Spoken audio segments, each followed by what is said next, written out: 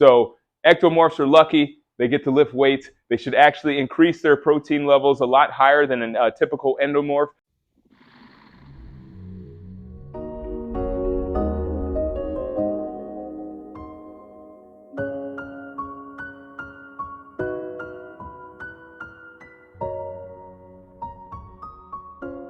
So today we're going to be talking about your summer body routine. So everybody's been asking me lately, we're in the middle of summer and everybody's asking me, Jerry, how do I get my summer bod? They're a little late. But if we're talking about getting your summer bod, your routine is going to be obviously a lot different now than if you had that time frame starting in the beginning of the spring. So before we start talking about exercise duration, intensity, or volume, we're first going to talk about your body type. There's 3 different types of body types. There's obviously a mix of different types of body types if you are active or inactive, but there's 3 main body types. First, we'll talk about the Mesomorph. The Mesomorph is essentially an athlete like myself. Athletes are shaped more like this, like a trapezoid or a V shape. You see that.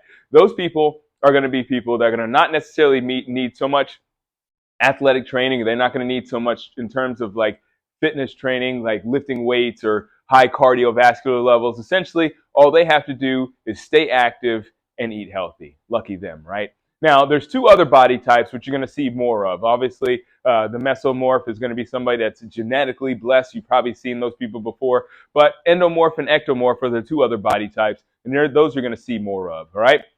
Let's start off with the Endomorph. An endomorph is going to be shaped more like a square, all right? So they're more or less boxy people. They have broader shoulders, and those people are going to be really adapted, or their body is going to be really adapted to muscle training. So essentially what I'm saying is that they're going to be, if they lift weights, their body adapts to that weight training, and their muscles grow a little quicker than the other 2 groups. So that being said, if you're an endomorph, you don't want to be lifting a lot of weight so you can get your summer body. What you want to do is you want to do more cardiovascular training. See, the thing is that when you're lifting those weights, you're going to increase your muscle mass and you're going to not really be trim. Your body's going to require more energy. You're going to feed it more energy and you're going to gain more muscle. That's not going to be really your summer bod. Great for building muscle, but not so great for getting ripped. So if we're looking for that ripped summer bod, you're going to try to increase your cardiovascular training and not do so much in terms of the weight training. But the most important thing on that is not necessarily your training, but your diet. You have to make sure that you're getting enough protein for your muscles to grow, get that lean muscle, grow those muscles, and of course, keep up with that cardio so that those muscles will burn the fat and they'll have a higher caloric requirement. And so, because they have the higher caloric requirement, and if you're only eating mostly proteins, you're going to burn that fat really quickly. Now, last but not least, you have your ectomorph. Now, ectomorphs are pretty much those thin people you see that have really relatively narrow shoulders and they're relatively tall. Those people, they need to lift weights, all right?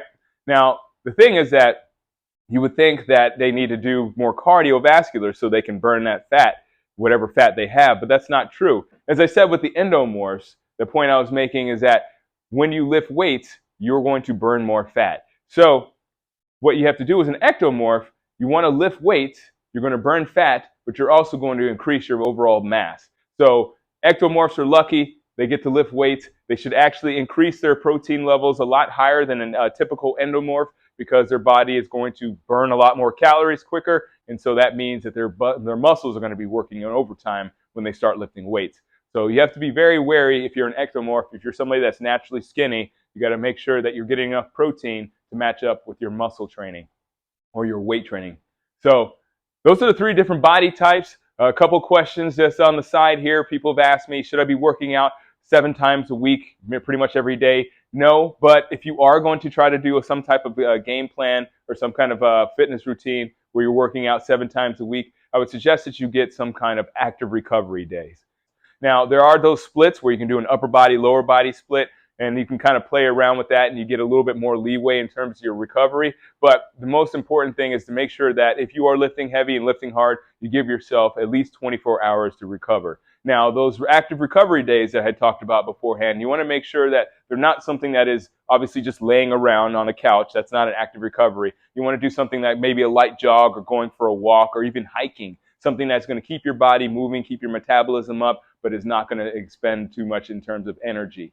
So last but not least, How long should you work out? Well, that depends on how experienced you are in your training regimen. There's studies that show that if you're working out for 90 minutes or more, your results essentially drop off precipitously. So you want to make sure that you're getting in 30 minutes to 90 minutes at the max of your workouts. 30 minutes is going to keep you maintaining. An hour will give you a little bit of progress, and an hour and a half will definitely get you those extremes, especially if you're an athlete. But after an hour and a half, 90 minutes, you're really not doing anything except for just taxing your system even more and requiring yourself to have more of recovery time.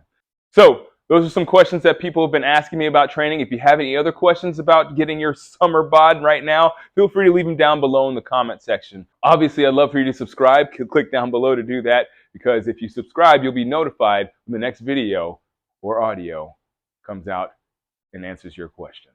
Thanks for watching and listening, and as always, keep good company. Wow! I like it. That was cool. Awesome. Hey, thanks.